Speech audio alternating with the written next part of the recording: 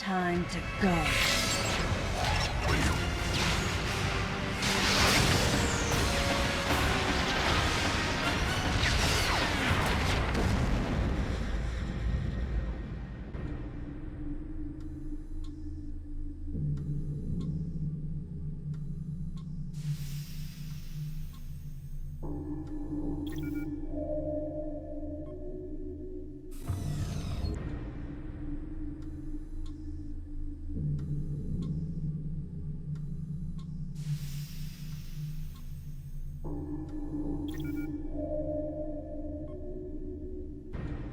Metroid is a name that means sadness and neglect for a lot of Nintendo fans. Today, I'm going to be showing you the basic timeline of the franchise and the story of its protagonist. My name is Ryan, and I love a tragic backstory with some PTSD thrown in for good measure. If you put it in space and include some pirates, then I am all in. This channel is new around here, so go ahead and hit the subscribe button if you like what you're seeing, and hit the little bell. You know how this goes, so you know when I upload any new video. Samus Aran. She's our favorite intergalactic bounty hunter. She first appeared in the game Metroid for the Famicom Disk System in August of 1986. That game was also released on the NES a year later. There are 14 games with Metroid in the title, and one unreleased as of this video. But two are remakes. One is a collection of 3 games. One is a pinball game. One is anime. And one is whatever Federation Force is supposed to be. That leaves us with 7 main games in 34 years. By comparison, Nintendo's own Mario had 6 main games in only 6 years, from 1985 to 1990. And their other shining star, Link, had 7 games released in the first 14 years of his existence. Most of us Nintendo fans are familiar with the first 3 games: Metroid on the Famicom and NES, Metroid Return of Samus for the Game Boy, and Super Metroid for the Super NES. This is all anyone really had on the lore until about 2003, when a manga was released in monthly magazine Z in Japan. This manga effectively showcased our hero's early years up through the events of Super Metroid. The 2-volume story is considered to be canon for the most part, and even Nintendo adopted some of the panels in both Metroid Zero Mission and the ending of Metroid Fusion. So what we're going to do now is delve into the timeline of Metroid, and the first thing that happens is actually the manga, the aforementioned manga. This kind of tells the story of Samus's early childhood and goes through Super Metroid. But for the manga, we will mostly focus on her childhood. Samus was born on the Earth colony K2L to her parents Rodney and Virginia. K2L was a colony of humans set up to mine the rare mineral afloraltite, which the Federation used to power their ships.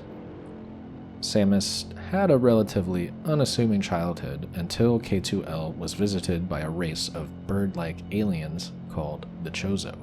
The Chozo could take a whole nother video to explain, but to make it short, they are highly intelligent, created the Mother Brain artificial intelligence, and eventually created the Metroids with the help of Mother Brain to combat a specific X-parasite. Anyway, the Chozo made a visit to K2L peacefully because they needed that good, the afloraltite. A particular Chozo named Old Bird spots Samus during their visit and befriends her while attempting to negotiate for the afloraltite. Rodney, Samus's father, who was the commander of the mining operation on K2L at the time, didn't trust the Chozo too much and ultimately denied them what they needed. That's because they were secretly going to use it to aid their weird DNA experiment madness, and they wouldn't reveal that. So the Chozo left and went back home. Unbeknownst to them, a group of space pirates had been following the Chozo in hopes to steal any of the precious effloraltite they might have discovered. The flagship lands on K2L, and the pirates begin to invade and attack the colony to steal any of the mineral that they could find. This raid was led by Ridley, a very powerful dragon-like creature.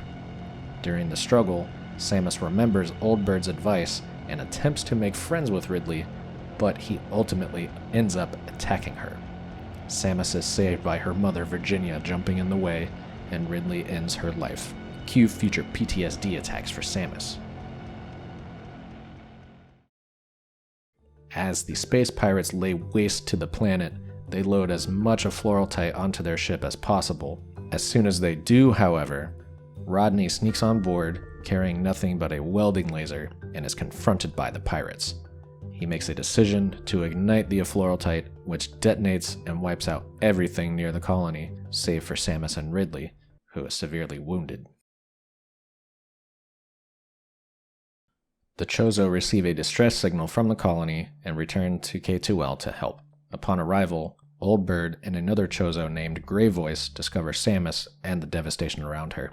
They bring her back to their colony planet, Zebes.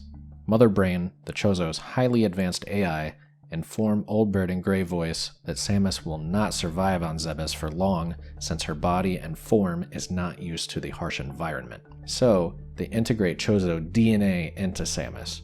Luckily, she survives this, and instead of being twisted into a horrifying creature, she goes the way of the superhero and becomes stronger and faster. Soon, Samus begins rigorous training with the Chozo to master combat. The Chozo construct and gift her the iconic power suit so that she can learn new Chozo abilities and integrate their weapons. The power suit also is somehow psychically linked to her and can activate whenever she decides.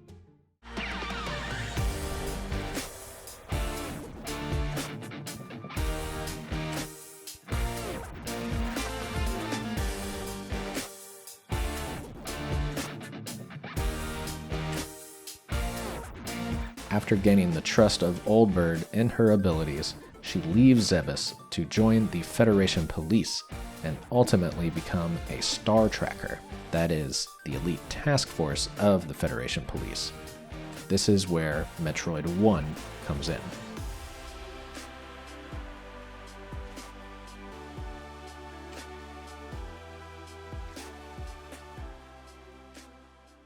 The original Metroid title gave us a look into how deep an 8-bit title could go, and how the dark and brooding isolation of space was a seller. It had kids of the time hand-drawing maps to remember where items could be found and where they should travel next. That was something that was a bit more complicated, as there involved much backtracking and very non-linear exploration of the game world. There was a harsh difference compared to something like Super Mario Bros., which you ran to the right. This would be a staple of the game and the genre it eventually spawned, Metroidvania, sharing a name with a franchise that evolved similarly to Metroid over the years, Castlevania. What is a man? Aria of Sorrow is the best Castlevania. Don't at me on that. Just kidding, you can't at me. I know it's probably an unpopular opinion. The Chozo have an X-parasite problem. The X-parasite can shapeshift and assimilate their host to eradicate them, so the Metroid are created to help this issue. The X-parasite cannot gain control of the Metroids, and therefore is the only known predator. Space pirates discover the existence of the Metroid species, and they attempt to use them to gain control of the galaxy. Traveling through cavernous undergrounds, Samus defeats Mother Brain along with Kraid and Ridley, who guarded it. In the Game Boy Advance version of the game, Zero Mission, the pirates damage her ship and she crash lands again, which damages her power suit. She finds a second power suit, the fully powered or legendary powered suit, or as I call it, the purple one. She infiltrates the space pirate ship, destroys the Mecha Ridley robot that Ridley was in process of creating, detonates the ship, and leaves in an escape ship.